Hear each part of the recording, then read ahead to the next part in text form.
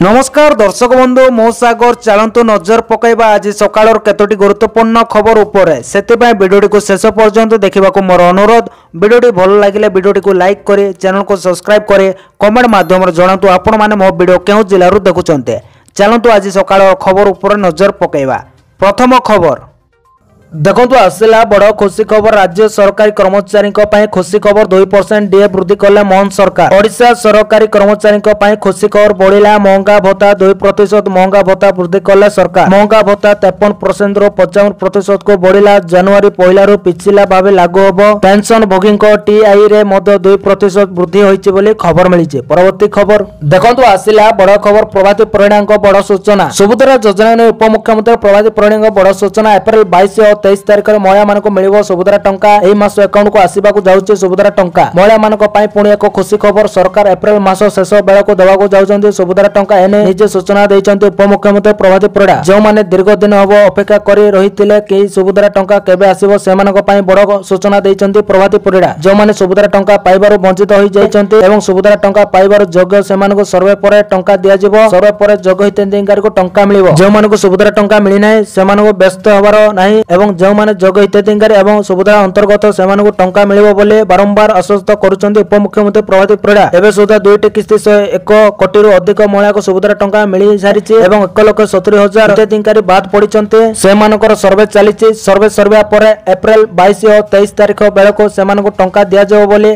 कहिछन्ति प्रभाती परिणा बोले खबर मिलिछि। परवर्ती खबर देखंतु आसिला बड़ खबर। जून 30 राशन कार्ड ई-20 रो शेष तारिख। आपण माने राशन कार्ड रे आधार लिंक करिनांति के आउ सेति पई चिंतित अछन्ति कि केतेबेले भी कटि जाय पारे आपनकर राशन कार्ड आउ न मिलि पारे राशन। हेले एबे से सब चिंता को छाडंतु कारण केंद्र सरकार आपण मानक पई एक खुशी खबर आनिचन्ते। आउ खुशी खबर हला राशन कार्ड सो आधार कार्ड लिंक रो समय सीमा को वृद्धि करिचन्ते। केंद्रीय खाद्य सुरक्षा विभाग एक अधिसूचना रे कहिचन्ति एबे जून 30 जाय राशन कार्ड सो आधार लिंक करा जाय परिबो। राज्य समय सीमा मधरे आपण माने राशन रे आधार लिंक करि परिबे आउ सरकारी सुविधा रो वंचित हेबेनी। उपभोक्ता को एबे राशन कार्ड आधार लिंक करबा पई 3 मास रो समय दिया जायछि बोले खबर मिलिछि। परवर्ती खबर देखंतु आसिला बड़ खुशी खबर। चलित वर्ष 1,60,000 जन को मिलिबो घर। पंचायत राज मंत्री को सूचना। अंतर्देय गृह योजना और पानी प्रसंग ने पंचायत राज मंत्री रवि नायक सूचना। से कहिसंति जे 1 लाख हिताधिकारी तालिका करा जिवो 2 मास मध्य वर्क ऑर्डर इश्यू करिवो। से आहुरी कहिसंति जे मानदंड पूर्ण करुतले घर मिलिबो। चलित वर्ष 1,60,000 जन को मिलिबो घर। एतिपई समस्त को सहयोग लड़ा बोली मंत्री कहिसंति। यह 2026 सुधा संपूर्ण करबा को लक्ष्य रखा जायछि। पूर्व सरकार पानी समस्या प्रति दृष्टि देउ नथिले। हम सरकार पानी समस्या गुरुत्व सह नैचन्ते। 21,300 पाखापाखि विभिन्न जिल्ला रे यह लागिवो बोली खबर मिलिছে। परवर्ती खबर देखंतु आसिला बड़ खबर। ओडिशा उपकूल रे चोरा गोवा सहित माछ धरा डंगा अटक 14 जन गिरफ। समुद्र देई भारत रु गोवा चोरा चलाण उद्यम को भारतीय तटरक्षी बाहिनी पंड करिछि। गतकाली सकाळे बंगोपसागर रे नियमित तदारक समय तटरक्षी बाहिनी जहाज भरात एक माछ धरिबा डंगा को अटकाइथिला। माछ धरिबा डंगाटी रे 450 बस्ता गोवा थिबा देखिबाकू मिलिथिला। प्रत्येकटी प्राय 50 रु 60 किलोग्राम ओजनर थिला। जबत होइतबा गोवा बाजार मूल्य प्राय 1 कोटी टंका हेबो बोली आकलन करा जायछि बोली खबर मिलिछि। परवर्ती खबर देखंतु आसिला बड़ खबर। आहुरी 5 दिन बर्षिबो खरारु मिलिबो आसस्ते। कमिबो खरा हेबो वर्षा 5 रु 6 दिन जाय खरारु मिलिबो आसस्ते एभଳି କିଛି ପୂର୍ବାନୁମାନ କରିଛି ଆଞ୍ଚଳିକ ପାଣିପାଗ କେନ୍ଦ୍ର। ଆଜି 14 ଜିଲ୍ଲାରେ ଘଡଘଡି ସହ ବର୍ଷା ନେଇ ଚେତାବନୀ ଦେଇଛି ପାଣିପାଗ କେନ୍ଦ୍ର। ଉପକୂଳ ସହ ଉତ୍ତର ଓଡ଼ିଶାର କିଛି ସ୍ଥାନରେ ବର୍ଷା ସହ 40 ରୁ 50 କିମି ବେଗରେ ପବନ ହେବାର ଆକଳନ କରିଛି ପାଣିପାଗ କେନ୍ଦ୍ର। ଆଜି ଓ ଆସନ୍ତାକାଲି ଉପକୂଳ ଓଡ଼ିଶାର କାଳବୈଶାଖୀ ପ୍ରଭାବ ରହିବ। ସୁନ୍ଦରଗଡ଼, ମୟୂରଭଞ୍ଜ, କେନ୍ଦୁଝର, ବାଲେଶ୍ୱର, ଭଦ୍ରକ, ଯାଜପୁର, କଟକ, କେନ୍ଦ୍ରାପଡ଼ା, ଜଗତସିଂହପୁର, ଖୋର୍ଦ୍ଧା, ପୁରୀ, ନୟାଗଡ଼, ଗଞ୍ଜାମ, ଗଜପତି ଜିଲ୍ଲାରେ ଆଜି ଘଡଘଡି ସହ ବର୍ଷା ହେବାର ସମ୍ଭାବନା। 13 ତାରିଖରେ ପାଗରେ ପରିବର୍ତ୍ତନ ଆସିବା ନେଇ ଆକଳନ କରିଛି ପାଣିପାଗ କେନ୍ଦ୍ର। ଗତକାଲି ରାତିରେ ଭୁବନେଶ୍ୱର ସମେତ କିଛି ଜିଲ୍ଲା କାଳବୈଶାଖୀର ପ୍ରଭାବ ଦେଖିବାକୁ ମିଳିଥିଲା ବୋଲି ଖବର ମିଳିଛି। ପରବର୍ତ୍ତୀ ଖବର ଦେଖନ୍ତୁ ଆସିଲା ବଡ଼ ଖବର। ମହଙ୍ଗା ହେଲା ରସୋଇ ଗ୍ୟାସ୍। ପ୍ରତି ସିଲିଣ୍ଡର ପିଛା 50 ଟଙ୍କା ବୃଦ୍ଧି। ଏଲପିଜି ଗ୍ୟାସ୍ ସିଲିଣ୍ଡର ଦାମ 50 ଟଙ୍କା ବଢିଲା। ଏଣିକି ସିଲିଣ୍ଡର 803 ଟଙ୍କା ବଦଳରେ 853 ଟଙ୍କାରେ ମିଳିବ। ଉଜ୍ଜ୍ୱଳା ଯୋଜନା ଉପଭୋଗ କରୁଥିବା ଲୋକଙ୍କୁ ଏବଂ ଉଜ୍ଜ୍ୱଳା ଯୋଜନା ସେବା ପାଉନଥିବା ଉଭୟ ବର୍ଗକୁ 50 ଟଙ୍କା ବୃଦ୍ଧିରେ ଏଲପିଜି ସିଲିଣ୍ଡର କିଣିବାକୁ ପଡିବ। ଉଜ୍ଜ୍ୱଳା ଉପଭୋକ୍ତାଙ୍କ 500 ଟଙ୍କାରେ ସିଲିଣ୍ଡର କିଣୁଥିବା ବେଳେ ସେମାନଙ୍କୁ ଏବେ 550 ଟଙ୍କା ଦେବାକୁ ପଡିବ ବୋଲି ଖବର ମିଳିଛି। 2-3 ସପ୍ତାହ କିମ୍ବା 1 ମାସ ଭିତରେ ପୁଣି ଏଲପିଜି ଗ୍ୟାସ୍ ଦରକୁ ନେଇ ରିଭ୍ୟୁ କରାଯିବ ବୋଲି ସୂଚନା ଦେଇଛନ୍ତି ୟୁନିୟନ ପେଟ୍ରୋଲିୟମ ମନ୍ତ୍ରୀ ହରପ୍ରୀତ ସିଂ ପୁରୀ। ଏକ୍ସାଇଜ ଡ୍ୟୁଟି ବଢିବା ଯୋଗୁଁ ପେଟ୍ରୋଲ ଡିଜେଲ ଦରରେ କୌଣସି ପରିବର୍ତ୍ତନ କରାଯାଇନି, କିନ୍ତୁ ରନ୍ଧନ ଗ୍ୟାସ୍ ଦର 50 ଟଙ୍କା ବୃଦ୍ଧି କରାଯାଇଥିବା से सूचना देइचंदी बोली खबर मिली। परवर्ती खबर देखंतु आसिला बड़ खबर राज्य सरकार को पानी चिंता आउरी 21300 नलकूप खोलिबा को सरकार को अनुमोदन। राज्य में बढ़ी जल संकट एथिपाई पूर्व सरकार को दायी करिसंती पंचायत राज और पानीय जल विभाग मंत्री रवि नारायण नायक। मंत्री कहते 24 वर्षर सरकार पानी को गुरुत्व दौनथिले। राज्य में 5,20,000 नलकूप थिला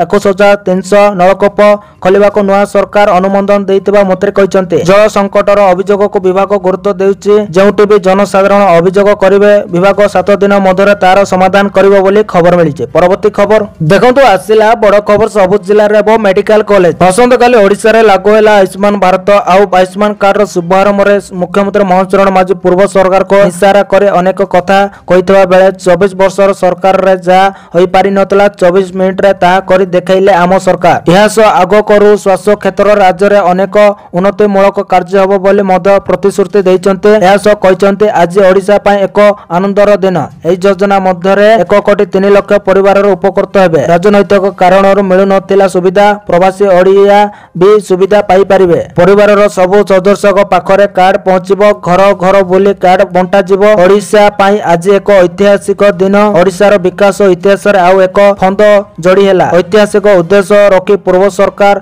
याको लागू करि नथिले। नुआ सरकार आसीबा पर आयुष्मान लागू करागला बोली खबर मिली। परवर्ती खबर देखंतु आसिला बड़ खुशी खबर कृषक मानक पय बड़ खुशी खबर। एई दिन अकाउंट को आसीबो पीएम किसान योजना 20तम किस्ती टंका मन देकी सुनतो। किसान सम्मान निधि अधीन सरकार आर्थिक दृष्टि दुर्बल चाषी मानक प्रति वर्ष 6000 टंकार सहायता प्रदान करते। एई योजना अधीन सम्मान निधि टंका चाषी अकाउंट को 2000 टंका लेखाएं 3टी किस्ती रे पठा जाए। एई योजना अधीन चाषी माने 19तम किस्ती पाई सारिचंते। एबे चाषी माने 20तम किस्ती पय अपेक्षा करिचंते। अनेकଙ୍କ मनरे प्रश्न अछि कि जे किसान सम्मान निधि रो 20तम किस्ती केबे रिलीज होबो। एपरि परिस्थिति रे आसंतु जानिबा जे सरकार केउ मासरे 20तम किस्ती जारी करि पारन्ते। गत मास फेब्रुआरी 24 तारिख रे प्रधानमंत्री नरेंद्र मोदी चाषी अकाउंट को 19तम किस्ती रो टंका पठाइतिले। गोटे मासर अधिक समय बीती गलानी एवं एबे चाषी माने परवर्ती किस्ती पय अपेक्षा करिचंते। जदि गणमाध्यम को रिपोर्ट को विश्वास करा जाय तबे केंद्र सरकार आसंता जून मासरे प्रधानमंत्री किसान सम्मान निधि योजना रो 20तम किस्ती जारी करि पारन्ते बोले खबर मिली। परवर्ती खबर देखंतु आसिला बड़ खबर। हां भाबो भाई नवीन घरे बरसिले नडा। कटक बालीजात्रा पड़िया रे आयुष्मान भारत योजना रो शुभारंभ होइছে। आयुष्मान भारत शुभारंभ अवसर जेपी नडा को संबोधन दैचंते। तांको संबोधन रे कहचंते आयुष्मान भारत विश्वर सबुठ बड़ स्वास्थ्य योजना। एई योजना द्वारा देशर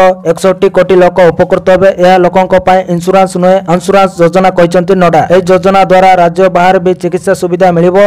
एबे चिकित्सार कोनोसी असुविधा हबो नाही। एसो बालीजात्रा पड़िया रो बीजेडी को टार्गेट करिसंते। जेपी नडा कहचंते 2018 रो रांची रे आयुष्मान योजना रो शुभारंभ होइतला। एई योजना को ओडिसा रे लागू करबा को बारंबार नवीन को कहा जायतिला। किंतु हां भाबो जोगु नवीन या को ओडिसा रे लागू न करथिले तेणु तांको राज्यवासी घरे बसई देले। दिल्ली रे भी लागू करबा को केजरीवाल को अनुरोध करा जायतिला किंतु केजरीवाल सुनिलेनी। परिस्थिति एबे दिल्ली रे आम सरकार बोले खबर मिली। परवर्ती खबर देखंतु आसिला बड़ खबर। जातीय स्तर रे चमकिला ओडिसा। ओडिसा सरकार को पूर्त विभाग शुक्रवार नुआ दिल्ली ठारे सम्मानजनक विश्वकर्मा पुरस्कार 2025 रे सम्मानित होइছে। नुआ दिल्ली रो डीबीआर आमिदंगर अंतर्जातीय केंद्र रे आयोजित एक समारोह रे ओडिसा सरकार को पूर्त विभाग प्रमुख शासन सचिव वीर विक्रम यादव एई पुरस्कार ग्रहण करथिले। ओडिसा पूर्त विभाग द्वारा संपूर्ण होइतबा 4टी उल्लेखनीय कोठा पय पुरस्कार प्रदान करा जायছে। एई अवसर रे मुख्य अतिथि भाबे जोगदे केंद्र सड़क परिवहन और राजमार्ग मंत्रालय एवं कॉर्पोरेट कार्य मंत्रालय स्वराष्ट्र मंत्री श्री हर्ष मालहोत्रा पुरस्कार प्रदान करबा सहित पूर्त विभाग रो उल्लेखनीय कार्य को प्रशंसा करथिले। विश्वकर्मा पुरस्कार निर्माण क्षेत्र रे सर्वोच्च बेसामरिक पुरस्कार अटे। जहा प्रति वर्ष नीति आयोग द्वारा अगणी एवं अभिनव ढांचा एवं व्यक्तित्व को प्रदान करा जायताय। पुरस्कार हासिल करितबा एई कोठा गुड़िक मध्य भुवनेश्वर ओयूएटी रो कृषक वैशेषिक प्रदर्शन केंद्र, पुरी रो हविशैली भवन, बरगड़ कर्कट हॉस्पिटल, पाणीकोइली स्थित टमा केयर हॉस्पिटल अंतर्भुक्त बोली खबर मिली। परवर्ती खबर देखंतु आसिला बड़ खबर। आईपीएल रो कोटिपति हेले ओडिया पो मात्र 49 टंका लगाई जितिले 3 कोटी टंका और थार गाड़ी। ऑनलाइन गेम बदली देला भाग्य। मात्र 49 टंका विनियोग करी 3 कोटी टंका जीतिचंते जाजपुर जिला धर्मशाला ବ୍ଲକ ଆରଖପଦା ଗାଁର ଯୁବକ ଅନିଲ ତରାଇ। ତାଙ୍କ ବାପା ଜଣେ ମାଛ ବ୍ୟବସାୟୀ ହୋଇଥିବା ବେଳେ ଅନିଲ ଗାଁରେ ରହି ଚାଷ କାମ କରନ୍ତି। ତାଙ୍କ ସାଙ୍ଗସାଥୀ ଅନଲାଇନରେ ଗେମ୍ ଖେଳୁଥିବା ଦେଖି ଅନିଲ ମାତ୍ର 4 ଦିନ ତଳେ 11 ଜଣିଆ ଟିମ୍ କରି ମାଇ 11 ସର୍କଲ ଗେମ୍ ଆପରେ 49 ଟଙ୍କା ବିନିଯୋଗ କରିଥିଲେ। 4 ଦିନ ଗେମ୍ ଖେଳିବା ପରେ ଗତକାଲି ରାତି 11ଟା ବେଳେ ତାଙ୍କୁ ଏକ ଫୋନ କଲ୍ ଆସିଥିଲା, ଯେଉଁଥିରୁ ଅନିଲ 3 କୋଟି ଟଙ୍କା ସହ ଏକ ଥାର ଗାଡି ଜିତିଥିବା ସୂଚନା ପାଇଥିଲେ। ରାତି 1ଟା ବେଳକୁ ତାଙ୍କ ବ୍ୟାଙ୍କ ଖାତାକୁ 3 କୋଟି ଟଙ୍କା ଆସିଥିଲା। ଏ ଖବର ଜାଣିବା ପରେ ଅନିଲଙ୍କ ପରିବାର ଓ ଗାଁ ଲୋକ ମଧ୍ୟରେ ଖୁସିର ବାତାବରଣ ଦେଖାଦେଇଛି ବୋଲି ଖବର ମିଳିଛି। ପରବର୍ତ୍ତୀ ଖବର ଦେଖନ୍ତୁ, ଆସିଲା ବଡ ଖବର। ଆୟୁଷ୍ମାନ ଭାରତ ଯୋଜନା ଶୁଭାରମ୍ଭ କଲେ କେନ୍ଦ୍ର ସ୍ୱାସ୍ଥ୍ୟ ମନ୍ତ୍ରୀ ଜେପି ନଡ୍ଡା। ଆସନ୍ତାକାଲି କେନ୍ଦ୍ର ସ୍ୱାସ୍ଥ୍ୟ ମନ୍ତ୍ରୀ ଜେପି ନଡ୍ଡା ଆୟୁଷ୍ମାନ ଭାରତ ଯୋଜନାର ଶୁଭାରମ୍ଭ କରିଛନ୍ତି। ଆସନ୍ତାକାଲିଠୁ ରାଜ୍ୟରେ ଆୟୁଷ୍ମାନ ଭାରତ ଆୟୁଷ୍ମାନ ବୟ ବନ୍ଦନାର ଯୋଜନାର ଶୁଭାରମ୍ଭ ହୋଇଛି। ତଳ ବାଲିଯାତ୍ରା ପଡ଼ିଆରେ ଶହ ଶହ ଲୋକ ଉପସ୍ଥିତରେ ଏହି ଯୋଜନାର ଶୁଭାରମ୍ଭ କରିଛନ୍ତି ଜେପି ନଡ୍ଡା। ପ୍ରାୟ 3.5 କୋଟି ଲୋକଙ୍କୁ ମିଳିବ ମାଗଣା ଚିକିତ୍ସା ସୁବିଧା। ଦେଶର 29,000 ଉର୍ଦ୍ଧ୍ୱ ହସ୍ପିଟାଲରେ ମାଗଣା ଚିକିତ୍ସା ସୁବିଧା। ରାଜ୍ୟର ଆୟୁଷ୍ମାନ ଭାରତ ଯୋଜନାର ଶୁଭାରମ୍ଭ କରିବା ପାଇଁ ଓଡ଼ିଶା ଗସ୍ତରେ ଆସିଛନ୍ତି ଜେପି ନଡ୍ଡା। ଭୁବନେଶ୍ୱର ବିମାନ ବନ୍ଦରରେ ପହଞ୍ଚିବା ପରେ ମୁଖ୍ୟମନ୍ତ୍ରୀ ମହେଶ ଚରଣ ମାଝୀ, ରାଜ୍ୟ ବିଜେପି ଅଧ୍ୟକ୍ଷ ମନମୋହନ ସାମଲ, ଉପମୁଖ୍ୟମନ୍ତ୍ରୀ ପ୍ରଭାତୀ ପଡ଼ା, କନକ ବନ୍ଦନ ସିଂହଦେବ ଜେପି ନଡ୍ଡାଙ୍କ ସ୍ୱାଗତ କରିଥିଲେ। ଏହାପରେ କଟକ ଗସ୍ତରେ ବାହାରିଥିଲେ ଜେପି ନଡ୍ଡା। ଆୟୁଷ୍ମାନ ଭାରତ ଯୋଜନାର ଶୁଭାରମ୍ଭ ଅବସରରେ କଟକ ତଳ ବାଲିଯାତ୍ରା ପଡ଼ିଆରେ ଏକ କାର୍ଯ୍ୟକ୍ରମ ଆୟୋଜନ ହୋଇଥିଲା।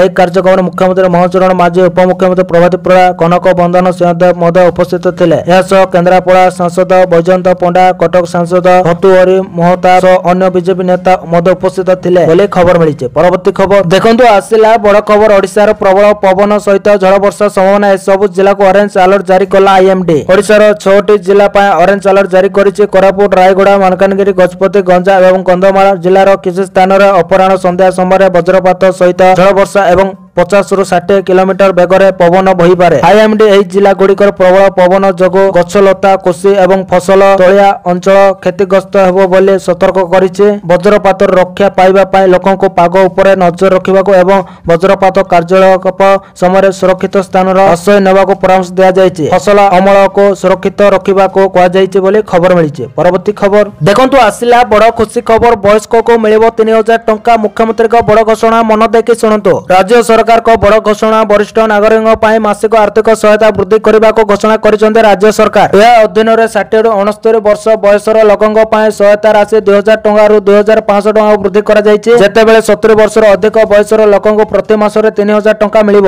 ଦିଲ୍ଲୀ ବଜେଟ୍ ଉପସ୍ଥାପନ କରିବା ସମୟରେ ମୁଖ୍ୟମନ୍ତ୍ରୀ ରେଖା ଗୁପ୍ତା କହିଥିଲେ ଯେ ସରକାର ବରିଷ୍ଠ ନାଗରିକଙ୍କ ପାଇଁ ଆର୍ଥିକ ସହାୟତା ଯୋଜନାକୁ ସଚେଷ୍ଟ କରିବା ପାଇଁ ପ୍ରତିବଦ୍ଧ। ସେ କହିଛନ୍ତି 60ରୁ 69 ବର୍ଷ ବୟସର ବରିଷ୍ଠ ନାଗରିକଙ୍କ ପାଇଁ ମାସିକ ସହାୟତା 2,500 ଟଙ୍କାକୁ ବୃଦ୍ଧି କରାଯାଉଛି ଏବଂ 70 ବର୍ଷରୁ ଅଧିକ ବୟସର ବ୍ୟକ୍ତିମାନେ ଏବେ ପ୍ରତି ମାସରେ 3,000 ଟଙ୍କା ପାଇବେ ବୋଲି ଖବର ମିଳିଛି। ପରବର୍ତ୍ତୀ ଖବର ଦେଖନ୍ତୁ, ଆସିଲା ବଡ ଖବର। ଭୀମ ଭୋଇ ମେଡିକାଲରେ ରୋଗୀଙ୍କୁ ଦିଆଯାଉଛି ଏକ୍ସପାୟରି ଔଷଧ। ଭୀମ ଭୋଇ ମେଡିକାଲରେ ଏକ୍ସପାୟରି ଔଷଧ ରୋଗୀଙ୍କୁ ଦିଆଯାଉଛି। ଏକ୍ସପାୟରି ମେଡିସିନ ମାର୍ଚ୍ଚର ମେଡିସିନର ଡେଟ୍ ସରିଯାଇଥିବା ବେଳେ ଏବେ ବି ମେଡିକାଲରେ ରୋଗୀଙ୍କୁ ସେହି ମେଡିସିନ ଦିଆଯାଇଥିବା ଅଭିଯୋଗ ହୋଇଛି। ଅଭିଯୋଗ କରିଛନ୍ତି ଜଣେ ବାପା। ସେ ତାଙ୍କ ଝିଅକୁ ନେଇ ବଲାଙ୍ଗୀର ଭୀମ ଭୋଇ ମେଡିକାଲରୁ ଆସିଥିଲେ, ହେଲେ ସେଠାରେ ତାଙ୍କ ଝିଅକୁ ଏକ୍ସପାୟରି ଔଷଧ ଦିଆଯାଇଥିବା ନେଇ ବାପା ଜଣକ ମେଡିକାଲ ଥାନାରେ ଅଭିଯୋଗ କରିଛନ୍ତି। ହଁ, ବଲାଙ୍ଗୀରର ଭୀମ ଭୋଇ ମେଡିକାଲ ରୋଗୀଙ୍କୁ ଏକ୍ସପାୟରି ଔଷଧ ଦିଆଯାଇଥିବା ନେଇ ଅଭିଯୋଗ ହୋଇଛି। ନିରାମୟ କେନ୍ଦ୍ରରେ ଏକ୍ସପାୟରି ମେଡିସିନ ଦିଆଯାଇଥିବା ଅଭିଯୋଗ ଆସିଛି। ବୋଇତଳାର ଜଣେ ବ୍ୟକ୍ତି ଝିଅକୁ ନେଇ ମେଡିକାଲ ଆସିଥିଲେ, ହେଲେ ତାଙ୍କ ଝିଅକୁ ମାର୍ଚ୍ଚରୁ ସରିଥିବା ଏକ୍ସପାୟରି ମେଡିସିନ ଦିଆଯାଇଥିବା ଜାଣିବା ପରେ ମେଡିକାଲ ଥାନାରେ ଅଭିଯୋଗ କଲେ ବୋଲି ଖବର ମିଳିଛି। ପରବର୍ତ୍ତୀ ଖବର ଦେଖନ୍ତୁ, ଆସିଲା ବଡ ଖବର। ଆଧାର କାର୍ଡ ଥିଲେ ମିଳିବ ଆୟୁଷ୍ମାନ ଭାରତ ଯୋଜନାର ଫାଇଦା।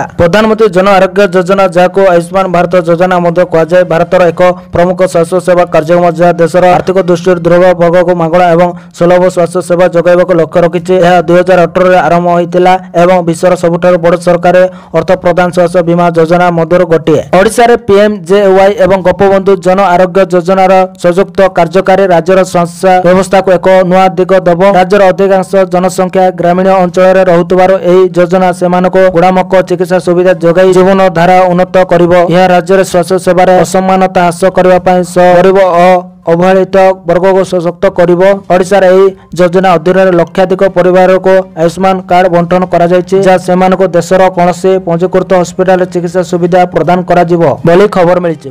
तो दर्शक बंधु ए आज सकाळ केतोटी गुरुत्वपूर्ण खबर। जदि वीडियोटी भल लगी लाइक करने सहित आम चैनल को सब्सक्राइब करंतु आ वीडियो को शेयर करंतु। वीडियोटी संपूर्ण देखि आपण मानक बहुत बहुत धन्यवाद।